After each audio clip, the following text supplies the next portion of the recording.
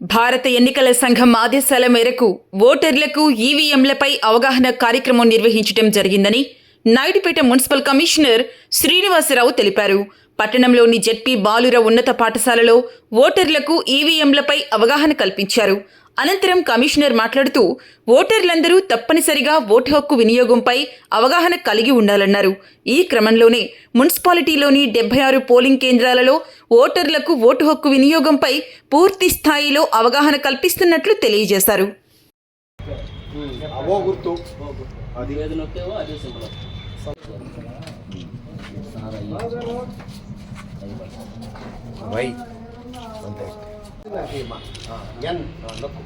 ఇటు చూడు ఎన్ ఉంటుంది దాని మీద అట్లా 8 నెంబర్ 8 ఎన్ అట్లా మన రేపు ఓటేసినప్పుడు కూడా అదే కనపడదు. అట్లా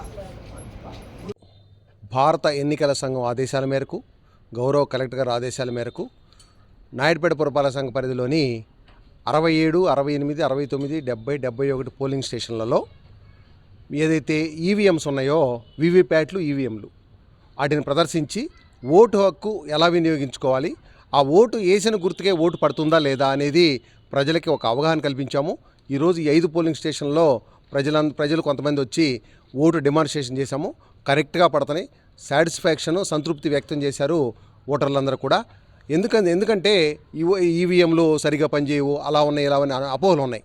అలా అపోహలు లేకుండా ప్రజల్లో అవగాహన కల్పించే దానిలో భాగంగా ఎలక్షన్కు ముందే పురపాలక సంఘ పరిధిలోని అన్ని పిఎస్ల్లో, అన్ని సెంటర్లలో, ఇంకా ముందు బజార్లో కూడా ఒక సెంటర్లో పెట్టి ఈ డిమాన్స్ట్రేషన్ అంతా ఏర్పాటు చేసి రకరకాల కార్యక్రమాలు ఎలక్షన్ కమిషన్ ఆఫ్ ఇండియా ఆదేశాల మేరకు టైం టు టైం జరుగుతాయి.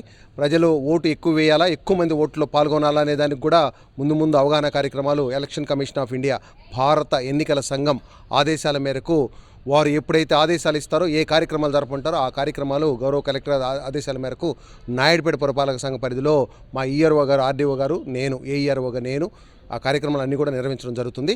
ప్రజలందరూ కూడా ఈ అవకాశాలు ఎప్పుడైతే మేము ప్రెస్ నోట్ ముందుగానే ఇస్తానో ఆ రోజు ఆ సెంటర్లో ఈ యొక్క అవకాశాన్ని వినియోగించుకొని అవగాహన పెంచుకోవాల్సిందిగా విజ్ఞప్తి చేస్తున్నాను. ఎలాంటి అపోహలకు తావు లేదు. ఈ ఈవీఎంలు, వీవీప్యాట్లు చక్కగా పనిచేస్తున్నాయి. చూసుకోవచ్చు ఎవరైనా ప్రజలు వచ్చి. మరొకసారి ఇంకొక పోలింగ్ స్టేషన్లో అవకాశం వచ్చినప్పుడు కూడా మిగతా కొంతమంది ప్రజలకి అవగాహన కల్పించడం జరుగుతుంది.